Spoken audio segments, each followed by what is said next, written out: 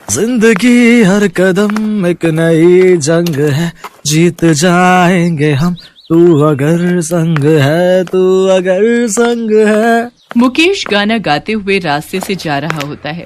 रास्ते में उसका दोस्त किशन गाड़ी लेकर सामने खड़ा हो जाता है और कहता है, अरे भाई, ये गाना गाते हुए कहाँ जा रहा है? क्या हुआ तुझे? किशन की बात सुनकर मुकेश अचानक से चुप हो जाता है, जिसके बाद किशन मुकेश को अपनी गाड़ी पर बिठाकर अपने घर ले जाता है और वहाँ उसे ड्रिंक ऑफर करता है। चल भाई, आज दो पैग हो जाए, बहुत दिनों बाद तुझे देखा है। मुकेश 2 पैग पीकर ही रोने लगता है और रोते हुए किशन से कहता है, भाई क्या बताऊं तुझे, मेरी तो जिंदगी ही बर्बाद हो गई है। घर वालों ने अपनी मर्जी से शादी तय कर दी है और मैं किसी और से प्यार करता हूँ। अब मैं क्या करूँ, कुछ समझ में ही नहीं आ रहा। मुकेश की बात सुनकर किशन हंसने लगता है और हंसते हुए मुकेश से कहता है, चल भाई, आज मैं तुझे अपनी एक दास्तान सुनाता हूँ। कुछ समय पहले की बात है, मैं अपने इसी गांव में अपने परिवार के साथ रहता था। एक दिन की बात है, मैं अपनी कॉलेज की पढ़ाई पूरी करके वापस घर पर आया ही था कि मेरी माता कमला, पिता कर्मचंद ने घर में एक लड़की को बिठा रखा था।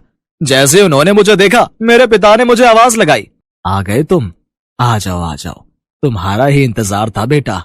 चारों तरफ मिठाई रखी हुई थी और मेरे पिता बहुत ही खुशी से सबसे बात कर रहे थे। अपने पिता को पहली बार मैंने इतना खुश देखा था। उनको खुश देखकर मैं भी बहुत खुश हुआ। लेकिन तभी मेरी माँ ने मुझसे कहा, बेटा ये ऋतु है और आज ही तुम दोनों की शादी है। ये सुनते ही मेरे रोंगटे खड़े हो गए और मैं हैरान रह गया। तभी मैंने अपनी माँ से कहा, माँ ये आप कैसी बात कर रही हो? अभी मेरी शादी की उम्र थोड़ी है और फिर एक अनजान लड़की से मैं शादी कैसे कर लूं? देखो बेटा, तुझे तो हमारे हालात पता ही हैं। ये लड़की कोई मामूली लड़की नहीं, बल्कि हमारे गांव के मुखिया की बेटी है। इससे शादी करके तुम्हें बहुत दहेज मिलेगा। खूब सारे गहने, दहेज का पूरा सामान और पूरे 7 लाख कैश में मिलेंगे। तुम्हारे आगे की पढ़ाई के लिए वो पैसे बहुत काम आएंगे। उस समय मुझे कुछ समझ नहीं आया, मानो मेरी आंखों के आगे अंधेरा छा गया हो। और अपनी माँ और पिता के कहने पर मैंने उस लड़की से शादी कर ली। शादी के बाद मैंने ऋतु को अपने कमरे में देखा तो मैं दंग रह गया। वो बिल्कुल गांव की लड़की थी और उसमें बचपना कूट कूट के भरा हुआ था। उस समय मैं अपने मन में सोच रहा था, हे भगवान, ये तूने मुझे किस लड़की के साथ बांध दिया है? मैं अपनी पूरी जिंदगी इस लड़की के साथ कैसे बिताऊंगा? आप इतनी दूर क्यों खड़े हो? यहाँ मेरे पास आओ ना। उसकी बातें सुनकर तो मैं वहां से भाग गया। उसके बाद मैं उसे कई दिनों तक नजरअंदाज करता रहा। इसके बाद मेरे पिता ने मुझे आगे की पढ़ाई के लिए शहर भेज दिया। शहर जाकर तो जैसे मेरी जिंदगी बदल गई। अपनी पढ़ाई पूरी करने के बाद मुझे बहुत अच्छी नौकरी भी मिल गई।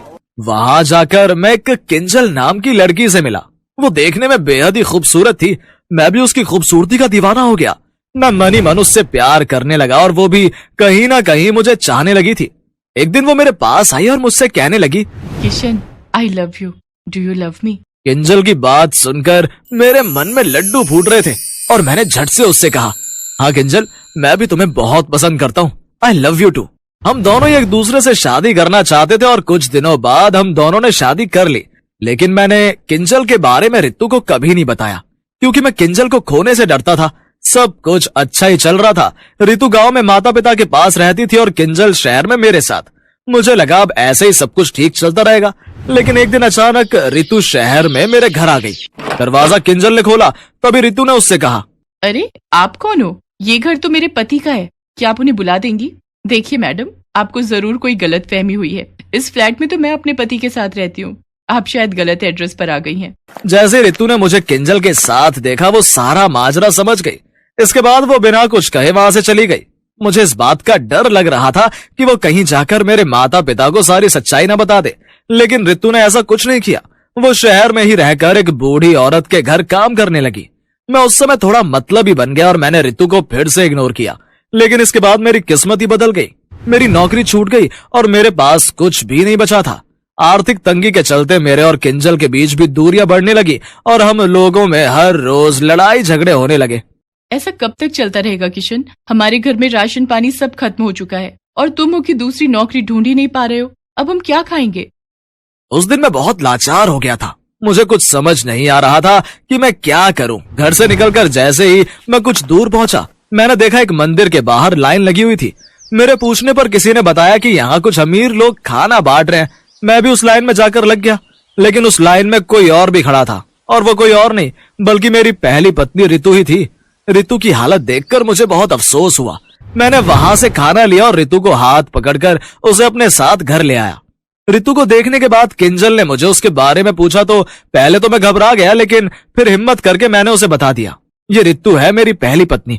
मेरे माता पिता ने हमारी शादी करवाई थी, लेकिन जब मैं शहर आया तब मुझे तुमसे प्यार हो गया और मैं तुम्हें खोना नहीं चाहता था, इसलिए मैंने रितु के बारे में तुम्हें कभी कुछ नहीं बताया। मेरी बात खत्म होते ही किंजल और रितु फूट फूट कर रोने लगी। किंजल भी मुझसे प्यार करती थी और वो भी मुझे छोड़ना नहीं चाहती थी, लेकिन दूसरी तरफ उससे रितु की ऐसी हालत भी नहीं देखी गई। उसे रितु पर बहुत तरस आया और उसने रितु को अपनी छोटी बहन स्वीकार कर लिया। उस वक्त मैं गरीब जरूर था, लेकिन मेरे घर में बहुत सी खुशियां थी और तभी मेरे पास एक फोन आया। किशन जी मुबारक हो, आपका हमारी मल्टीनेशनल कंपनी में सिलेक्शन हो गया है और आप कल से ही नौकरी पर आ सकते हैं। उस फोन कॉल के बाद तो जैसे मानो मेरी किस्मत फिर से बदल गई और मैं शहर में ही एक अच्छा सा फ्लैट लेकर अपनी दोनों पत्नियों के साथ रहने लगा। लेकिन एक दिन जब मैं ऑफिस से वापस आ रहा था तब मैंने एक बहुत ही गरीब लड़की को रेड लाइट पर भीख मांगते देखा। जैसे वो मेरे पास आई उसने मुझसे कहा, साहब बहुत दिनों से कुछ नहीं खाया है और मेरा बच्चा भी 2 दिन से भूखा है, हमें कुछ पैसे दे दो। उसकी हालत देखकर मुझे उस पर तरस आ गया और मैं उसे अपने साथ घर ले आया। आज से तुम इसी घर में रहोगी और घर के सारे काम काज करोगी। तुम्हें समय पर खाना भी मिलेगा और पहनने के लिए कपड़े भी, और तुम्हारे बच्चे की देखभाल भी मैं करूंगा। उस समय मुझे जो सही लगा मैंने वही किया। रितु और किंजल ने भी मेरा साथ दिया और उसके बाद मैं गरीब से अमीर होता चला गया। मेरी जिंदगी बहुत दुख भरी थी, लेकिन मेरी दोनों पत्नियों ने मेरे साथ दिया और आज मैं जो भी हूँ अपनी दोनों पत्नियों की ही बदौलत हूँ। फिर भी मैं तुम्हें एक सलाह देना चाहूंगा, जो गलती मुझसे हुई वो तुम मत करना। अगर तुम्हारे माता पिता किसी से शादी करने के लिए कह रहे हैं तो तुम उससे शादी कर लो, या फिर अपने माता पिता को अपने प्यार से शादी करने के लिए मना लो और खुशहाल जीवन जीने की कोशिश करो। क्योंकि मैं तो गरीबी में संभल गया, लेकिन तुम भी संभल पाओ ये जरूरी नहीं। किशन भाई, तुमसे मिलकर तो मानो मेरी सारी परेशानी ही खत्म हो गई। अब मैं घर जाकर अपने प्यार के लिए अपने माता पिता को जरूर मना लूंगा और अब उसी से ही शादी करूंगा। इतना कहकर मुकेश वहां से चला जाता है और किशन भी अपनी दोनों पत्नियों के साथ खुशी खुशी रहता है। जरा मेरा मेकअप अच्छे से कर दो अंजलि, आज शादी में जाना है।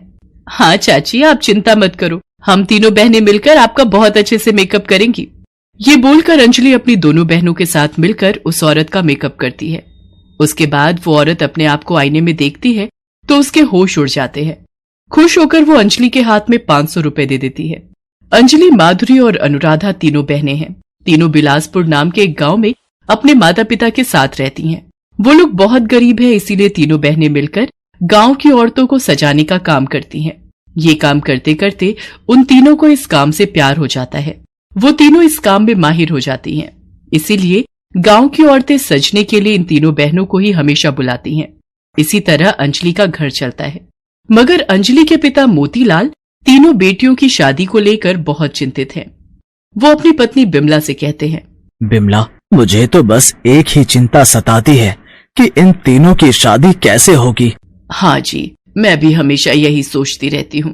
तभी वहाँ पर अंजलि अपने दोनों बहनों के साथ आ जाती है और कहती है, क्यों पिताजी, शादी करना जरूरी है क्या? ये तू क्या कह रही है बेटी? अगर शादी नहीं हुई तो लोग उल्टा सीधा कहेंगे। मगर शादी करने के बाद हम काम न कर सके तो? हाँ, हमें ये काम करने में मजा आता है। अरे बेटी, शादी के बाद काम करने की क्या जरूरत है? तुम लोग बस घर संभालना सीखो, काम तो तुम लोगों के पति करेंगे ना। मगर माँ, कोई अगर मगर नहीं, शादी तो करनी ही होगी। अगर जरूरत पड़े तो मैं इस घर को गिरवी रखकर तुम लोगों की शादी करवाऊंगा। तीनों बहनें चुप हो जाती हैं। अगले ही दिन उन लोगों के लिए रिश्ता आता है। शहर में कौशल्या नाम की एक औरत रहती है। उसके 3 बेटे हैं, राजीव, राघव और राहुल। कौशल्या अपने तीनों बेटों की शादी के लिए लड़कियां ढूंढ रही है। अंजलि, माधुरी और अनुराधा की तस्वीरें देखकर कौशल्या अपने बेटों की शादी के लिए हाँ कर देती है और साथ ही साथ दहेज में 3 लाख रुपए भी मांगती है। मोतीलाल अपना घर गिरवी रख देता है और राजीव, राघव और राहुल के साथ अंजलि, माधुरी और अनुराधा की शादी हो जाती है। तीनों बहनें ससुराल चली जाती हैं। ससुराल पहुंचते ही कौशल्या सारे नियम कानून बताने लगती है। ध्यान से सुनो, इस घर के कुछ नियम हैं। तुम लोगों को सुबह 4 बजे उठना पड़ेगा और उठकर घर का सारा काम करना पड़ेगा। अनुराधा कहती है, माँ जी, सुबह 4 बजे उठना पड़ेगा, मगर मुझे इतनी जल्दी उठने की आदत नहीं है। ये सुनकर कौशल्या गुस्से में चिल्लाकर कहती है, तो आदत डाल लो। इस घर में रहना है तो ये सारे नियम मानने पड़ेंगे, नहीं तो इस घर से निकाल दी जाओगी। नहीं माँ जी, वो छोटी है ना, समझती नहीं है। आप चिंता मत कीजिए, मैं उसे समझा दूंगी। हाँ, ठीक से समझा देना, और मैं जब जो बोलूंगी चुपचाप वो करना, समझ गई? जी माँ जी। ठीक है, अब काम पर लग जाओ। तीनों घर के काम में जुट जाती हैं। उधर दूसरी तरफ अंजलि का पति राजीव एक दूसरी लड़की के साथ पार्क में बैठा हुआ है।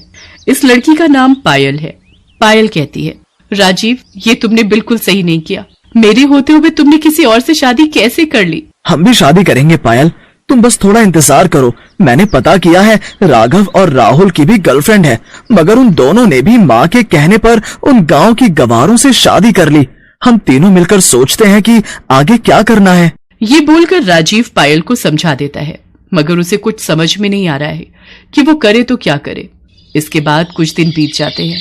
अंजलि, माधुरी और अनुराधा मन लगाकर घर के काम करती हैं।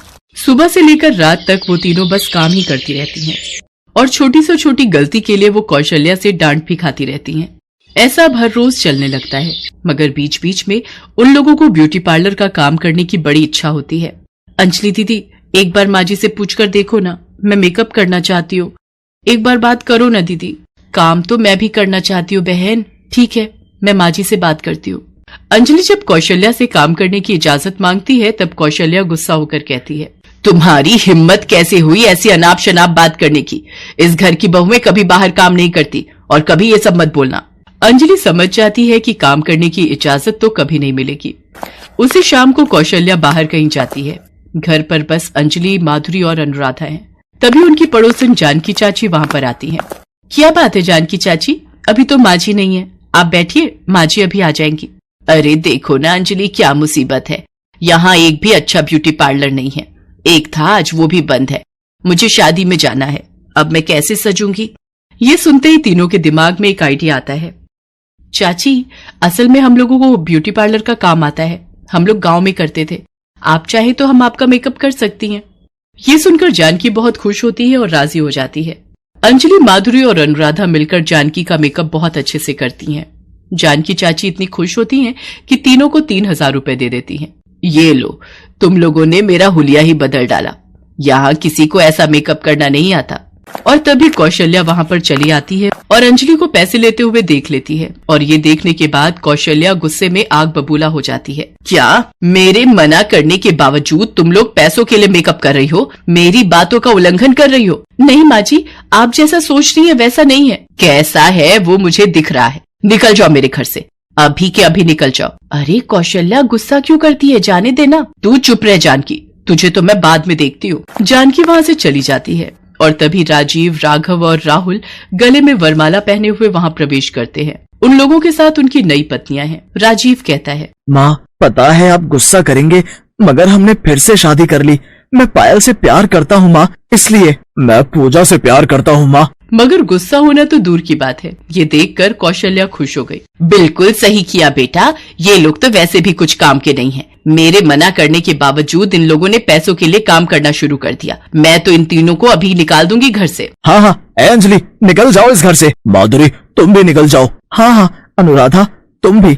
मैं आज से मेरी नई बीवी के साथ रहूंगा। अंजलि, माधुरी और अनुराधा तीनों रोने लगती हैं, मगर कौशल्या और बाकी सभी मिलकर उन तीनों को घर से निकाल देते हैं।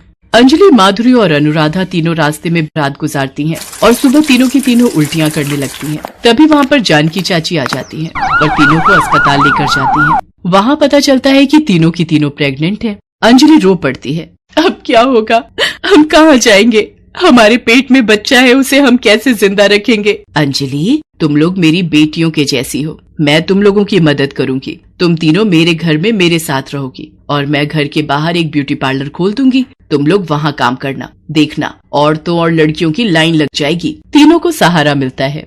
वो तीनों जानकी चाची के घर रहने लगते हैं। घर के बाहर पार्लर भी खुल जाता है और तीनों वहाँ काम करने लगती हैं। जानकी चाची ने सही कहा था, यहाँ अच्छा ब्यूटी पार्लर नहीं है, इसीलिए तीनों बहनों के पार्लर में धीरे धीरे भीड़ बढ़ती जाती है। तीनों बहनें मन लगाकर काम करती हैं और बहुत सारे पैसे कमा लेती हैं। इसी तरह वो तीनों इलाके में फेमस हो जाती हैं। सभी तीनों से प्यार करने लगते हैं। ऐसे उन लोगों के पास बहुत पैसा आ जाता है। उधर कौशल्या के घर में परेशानियां शुरू हो जाती हैं। तीनों नई बहुएं बहुत खर्चा करते हैं। ऐसे धीरे धीरे उनके सारे पैसे खत्म होने लगते हैं।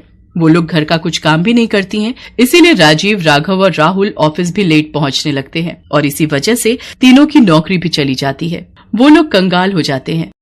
छी राजीव, तुम्हारे पास तो अभी पैसे भी नहीं है। मैं किसी भिखारी के साथ नहीं रह सकती, मैं जा रही हूँ। पायल घर छोड़कर चली जाती है और साथ ही साथ बाकी दोनों बहुएं भी। तब कौशल्या कहती है, बेटा चल अंजलि के पास चलते हैं, सुना है वो तीनों बहुत कमा रही हैं।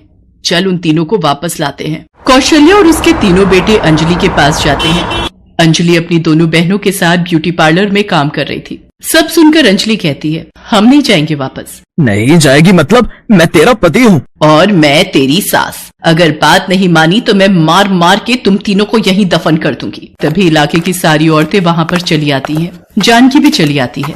ए कौशल्या, इन लोगों को हाथ मत लगाना। इन लोगों को जब घर से निकाल दिया था तब नहीं याद आया था कि ये लोग तेरी बहुएं हैं? सभी पकड़ लो इन चारों को, अभी पुलिस आती ही होगी। पुलिस आती है और उन चारों को गिरफ्तार करके ले जाती है। उन लोगों को आजीवन कारावास की सजा मिलती है। तीनों बहनों को इंसाफ मिलता है। कुछ महीनों बाद तीनों की गोद में एक हंसता खेलता बच्चा आता है। ब्यूटी पार्लर के जरिए वो लोग बहुत अमीर हो जाती हैं और ऐसे ही सभी खुशी खुशी जीवन बिताने लगती हैं।